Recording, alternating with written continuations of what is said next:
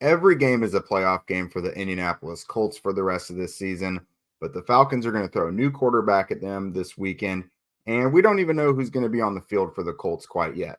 Let's get to it.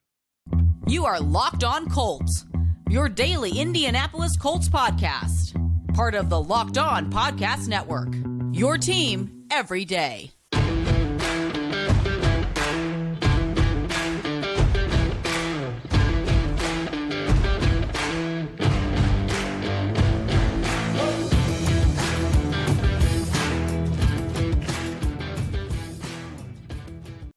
Welcome, everyone, to another crossover Thursday. Of course, I am the host of Locked On Falcons, Aaron Freeman, the very humble host, joined by the illustrious Jake Arthur, one of the co-hosts of the Locked On Colts podcast, alongside Zach Hitz.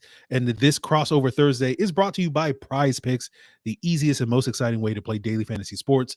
All you got to do is go to prizepicks.com/LockedOnNFL and use code in all lowercase LockedOnNFL for a first deposit match up to $100. And we thank each and every one of you everydayers that tune into Locked On Falcons and Locked On Colts every single day. And we appreciate you guys here on today's crossover Thursday. And of course, Jake, Zach, myself will have you all covered all week long on our respective podcasts. And if you want to become an everydayer so you can get that insight into this week 16 matchup, of course, make sure you subscribe and follow for free on YouTube or wherever you listen to podcasts.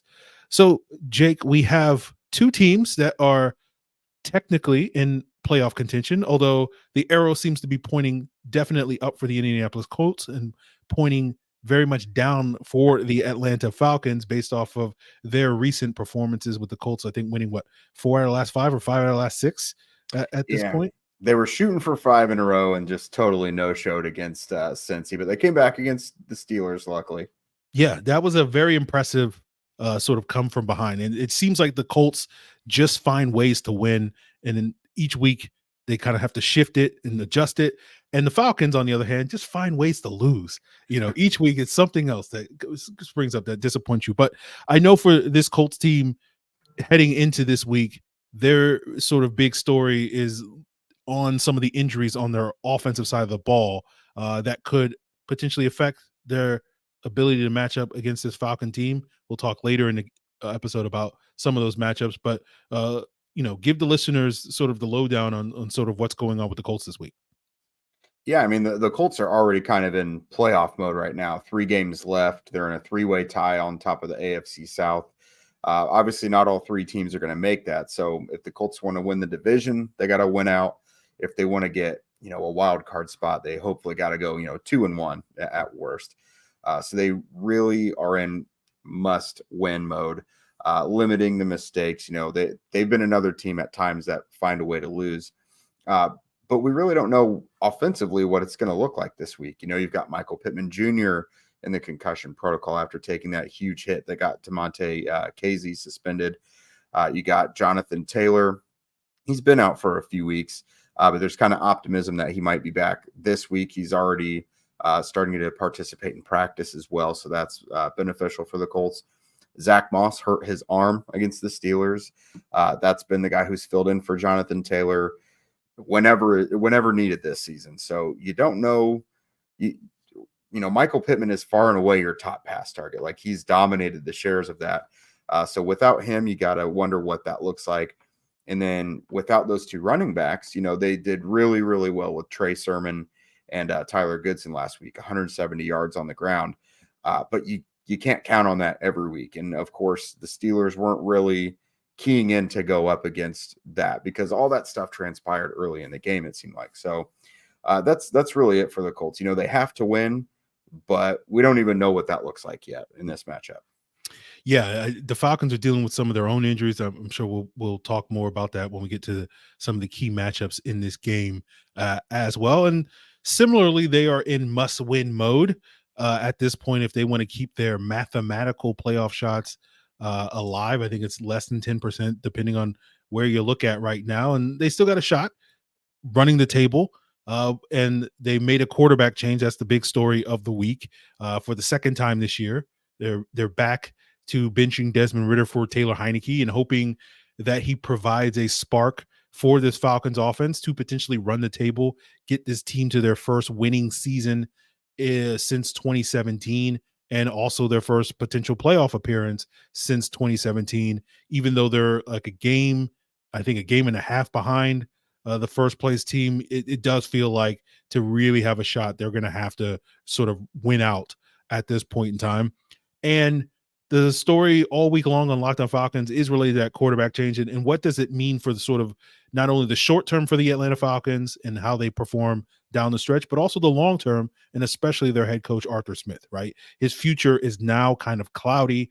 We're getting a lot of Matt Rule vibes now in Atlanta, where you have this sort of coach that's just have a revolving door at the quarterback position. And, it's going to lead to, I think, a little desperation potentially this offseason, should Arthur Smith sort of survive to hit on that quarterback, which I'm sure Colts fans are very familiar with that idea of like being desperate, trying to hit on a quarterback after having a revolving door. So, I know you guys get what I'm talking about, but I think in the process of focusing on trying to get that quarterback situation right, other issues have cropped up this year for this Falcon team, and they're just not quite as good as we expected them to be. And that's leading to a lot of the criticism towards Arthur Smith, that some of the things that we thought the team would be more effective at doing this year, like running the football, has really struggled for most of this season. And I think that's going to be a specific challenge against this Colts team just because of that quarterback change. I don't know if you're going to go into this game feeling like you can put it all on Taylor Heinicke's shoulders to go out there and win you the game. So they need that running game to sort of come through. But we can talk a little bit more about that, and as well as other matchups coming up on today's crossover Thursday. And we'll get into all of that, guys, as we continue today's episode. But it is the holiday season, and that means the weather is getting colder. But the NFL offers over at FanDuel, America's number one sportsbook, are hot, hot, hot. And right now, new customers can get $150 in bonus bets with a winning $5 money line bet. That's $150 if your team wins. Why not, put some money on the Colts this week on that money line bet, right? And this is a great time to join FanDuel. There's no better time to get in on that action. And whether you want to bet money line, whether you want to bet the spread, it's now 1.5 in the Falcons' favor. The spread has moved because FanDuel feels like Taylor Heinicke gives the Atlanta Falcons a better chance of winning this game, which, I'm a little curious, FanDuel, why you think that. But, whether it's those spreads, player props, over unders, FanDuel has it all. So head to FanDuel.com/lockedon to stay warm and cozy all winter long. FanDuel is an official partner of the NFL. So continuing today's crossover Thursday with myself, Aaron Freeman of Locked On Falcons, and Jake Arthur of Locked On Colts. And before we get into some of these key matchups, I do want to plug the innovative and iconic Locked On Podcast Network, your team every day, who has started the first ever 24/7 streaming channel, Locked On Sports Today. The local shows like Locked On Sports Atlanta has their 24/7 streaming channel. You can get all the national headlines on Locked On Sports Today from across the leagues, the local expertise. And, if you're a little bit more local to the state of Georgia, check out Locked On Sports Atlanta 24/7 streaming channel so you can get some of that insight as well. But Jake, talking about these matchups, and as I mentioned earlier, I think injury is going to impact this Falcon team. And sort of the matchups I'm looking at sort of depend on whether or not the Falcons get David Onyemata and Caleb McGarry healthy back this week. David Onyemata, their big time free agent pickup at D tackle, has been their most reliable pass rusher this year, especially with Grady Jarrett being out for the season midway with an ACL tear. And then you have McGarry, who they're starting right tackle, that their running game has been very limited these last 2 weeks since McGarry has missed time, in part due to his replacement Storm Norton being a decent, swing tackle, but he doesn't necessarily impact the game in the sort of Falcons outside zone run blocking scheme in the same ways that McGarry does. And both of these guys, the Falcons lost to that field turf up in MetLife Stadium. So, that kind of derailed their season a little bit, but those two players, getting them back healthy this week, I think is going to matter a lot. They're both sat out Wednesday's practice. We'll see if we get some good news later in the week, but I think their presence in this game is going to really matter for the Falcons, because I think getting pressure on Gardner Minshew is going to be key. That the Falcons are going to need, Gardner Minshew to have one of those bad games that he's had from time to time, maybe turn the ball over, get some pressure on him. I know he struggled there, but Onyemata's the only guy that gets reliable pressure.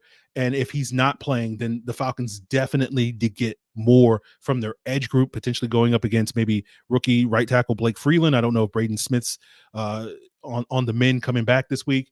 And then on the offensive side of the ball, without that reliable run game, as I said earlier, like I don't know if you want to rely on Taylor Heinicke potentially having to throw the ball 40 plus times in order to win this game. And the ways that you would like to attack this Colts defense with Gus Bradley and, the propensity to play a lot more cover 3, you want to attack that with in-breaking routes, dagger concepts. And for those people that don't know what a dagger concept is, it's when you have a vertical clear out route and then you kind of run a in-breaker or dig route behind it. And the Falcons have been very effective using that with Desmond Ridder at the helm, given that so many teams play cover 3 against them to try to get that extra defender in the box to stop the run. But when Heinicke started against the Vikings, he really struggled, executing those concepts against that team. And so that's going to be a concern, because I don't know if Heinicke has it in him basically to be able to lead that passing attack. So getting McGarry back, I think, is going to be key, just like Onyemata. But those are kind of the two key matchups for me along the line of scrimmage that I think really matter for the Falcons this week. What are some of the matchups that you're looking at? Yeah, so for the Colts, the most reliable thing they could do when it comes to winning this season is basically when that pass rush is humming. Up until they hit that skid against the Bengals, they had 21 sacks in 4 games during that win streak, and against the Bengals, it just totally fell off. And Jake Browning tore them apart. And then here you go against the Steelers. You come back and, they go in a 13-0 hole, but then they wind up reeling off 30 points from there to the end of the game and winning 30-13. And they got 4 sacks. Right now they're sitting on 46 for the season, which is, I think, tied for 3rd in the whole league right now. That is also tied for the Indianapolis era franchise record in the single season. So all they have to do is get one more sack and they've got a new record. So 3 games left. It's certainly been a really impressive pass rush throughout the year. And you can't even just single in on like one guy. Like, okay, here's your dominant alpha pass rusher. They've got 4 guys with at least 6 sacks right now, and they're getting it from the first and second waves as well. I mean, Kwity Paye is doing well. That's the guy that most people know at defensive end. But Samson Ebukam and Dayo Adengbo are really leading the charge. DeForest Buckner's doing really well also. And you get contributions from some of these other guys. Isaiah Land and Jake Martin get you some occasional pass rush as well. Tyquan Lewis is having a nice, solid season. So the waves of pass rushers that Chris Ballard, the GM, has always dreamed of, this is when it has finally kind of come to fruition. And so the pass rush and the defense has really been the steam engine for this team. The offense, they've been able to win sometimes without them being very productive. So I'm really interested to see what this is going to look like, because they beat a really impressive Steelers defense last week with Trey Sermon and Tyler Goodson at running back. And then Michael Pittman Jr. went out, and it was, DJ Montgomery and Alec Pierce and Josh Downs. But the passing game kind of disappeared after Pittman did for the most part. Montgomery had a couple nice plays, but I mean, even though he finished the game with, I think, 48 yards and a touchdown, he also had a couple of drops as well. So without Pittman, what does Minshew do? Like, who's going to be his safety blanket? Because we really don't know. Things with him and Josh Downs haven't always been smooth. It seems like they've got some miscommunications because Downs runs a lot of option routes, and it seems like they're not always on the same page as to what's going to go on there. So I'm curious if Pittman is able to play what they do, because any success they might have against someone like AJ Terrell, who's, criminally underrated in the league, I don't think it looks the same if it's Alec Pierce or Michael Pittman Jr. Number one, Pittman is your X receiver. He's the guy that does all your dirty work. They've started to give Pierce a little more responsibility, let him do some things over the middle, but he's still your backside, your downfield guy. So DJ Montgomery is probably going to be the guy that would fill that role primarily if Pittman can't go. So I'm just really interested to see how this offense works.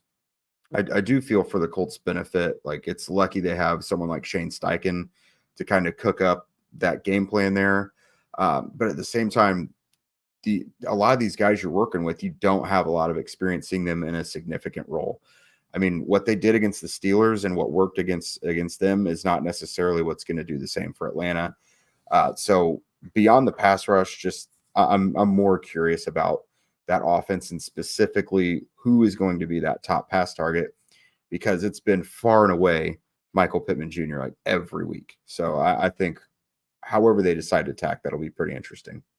Yeah, I think a Michael Pittman-less Colts offense becomes a much easier proposition for the Falcons to slow down and maybe keep the scoring in a range where, even Heinicke can get you a W. So we'll see about that. Like Josh Downs is one of those really dynamic players that to me is the perfect type of player that could feast against the Falcons defense with a lot of some of the those underneath option routes and using his speed horizontally.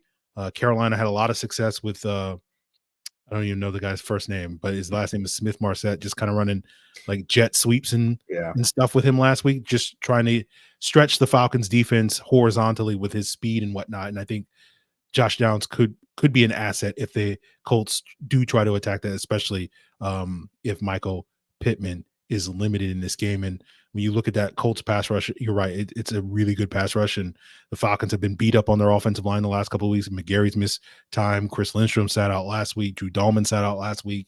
Jake Matthews has missed a little bit of time in recent weeks. Again, all stemming from that MetLife Stadium. If I you don't ask doubt me. it. But hopefully there's optimism this week that those guys will be back in the lineup and the Falcons will at least get 4 out of their 5 starters on the offensive line, which they'll definitely need going up against this Colts pass rush, as you mentioned, that has been playing really well with guys like Ebukam and Odeyingbo. I don't know how to say his name. Odeyingbo. Yeah. And of course the incomparable DeForest Buckner as well. So we'll see how these two teams match up. We will continue talking about sort of the paths to victory for both of these teams and maybe potentially give some score predictions today as we wrap up on Crossover Thursday. Now, good, bad, or an in between, it is tough to root for your favorite team on an empty stomach. So why not order your faves with DoorDash? Whether your team is winning, order something to celebrate. If your team is losing, order that pick-me-up. DoorDash has the unbeatable deals on everything you need for your watch party or tailgate. All your favorite restaurants, stores, from retail to grocery, are all on the app, so you can shop for everything you need just to get game day ready. Get 50% off up to a $10 value when you spend $15 or more on your first order when you download the DoorDash app and enter code LOCK23. Subject to change, terms apply. That's 50% off up to a $10 value when you spend $15 or more on your first order when you download the DoorDash app and enter code LOCK23. Don't forget to use that code LOCK23, LOCKED23, for 50% off up to a $10 value on your first order when you download the DoorDash app and spend $15 or more. Subject to change, terms apply. So wrapping up today's Crossover Thursday with myself, Aaron Freeman of Locked On Falcons, Jake Arthur of Locked On Colts. Let's sort of get into some final thoughts on this battle. Maybe get some path to victory, keys to victory, and if you feel so inclined, Jake, maybe a score prediction if you want. So where do you sort of see how this game plays and maybe a way that it plays out so that the Colts walk away with another win? Yeah, so I mean, I think the Colts should win this one. I'm not super confident in it. Like Atlanta does some things really well. Their run game is nice, although Grover Stewart being back for the Colts has certainly helped them. But without them, they were giving up 150 yards per game on the ground, and he's just one guy. So, I mean, with him in the lineup, it's still over 100 yards per game. So Atlanta could run the ball. I mean, Bijan Robinsons don't really grow on trees either. So, I mean, it's tough for any defense to contain a guy like that. Still, I think the pass rush will matter. I am a little worried about the Colts offense, just because there's some certain areas that Atlanta excels. They've had 4 games this year where they've given up under 14 points. They're a decent scoring defense. Third in the red zone is kind of scary for me as well, because the Colts, they're just middle of the road, and they've actually kind of struggled there a lot of the year. That is going to put a reliance on Matt Gay, the kicker, who overall for the season, really, really solid. But over the last couple games, he's had a couple misses in each of those games. So he's going through some sort of mini slump right now. And while this is normally a good week to have a really good kicker, you got to hope from a Colts perspective that he's got all his, whatever his issues are, that he's got all those squared away, because you need a reliable kicker in this type of matchup. But yeah, 8th against the pass, and that's not really the Colts' forte anyways with Gardner Minshew. Very limited. I mean, defenses know the size of the box that he's going to throw into, that he's not going to paint the field. That's not his game. I do like that they're not a team that takes they don't take it away a bunch, and they don't get a ton of sacks. I do think that helps him out immensely, because when Gardner is turning the ball over, which he is prone to do on occasion, he can fumble in bunches. He can make boneheaded picks. That's when the Colts really melt down. They have, a terrific track record this year when they're not turning the ball over. And then as far as sacks go, the Colts offensive line has kind of turned back the clock. They're looking more like that, 2019, 2020 version, rather than, the disaster that was the last year and a half. So that's really helpful for them. I'm very curious about the injuries. Again, I hate to put that much of an emphasis on injuries, but the Colts offense just could look drastically different than what we're used to seeing because of the amount of playmakers that could be out. But with that said, I'm going to rely on that Colts defense, and I'm going to say 20-13 Colts in this one. Yeah, I think we see the game in a similar way.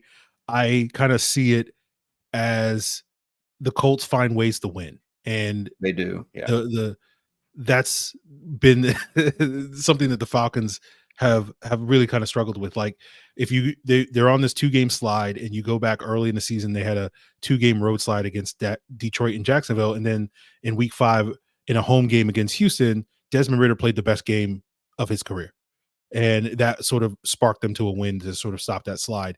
And then you go back to them losing 3 games going into their bye week, and then they come out at home against the Saints, and they win, and they had the best rushing day of their season against that Saints defense.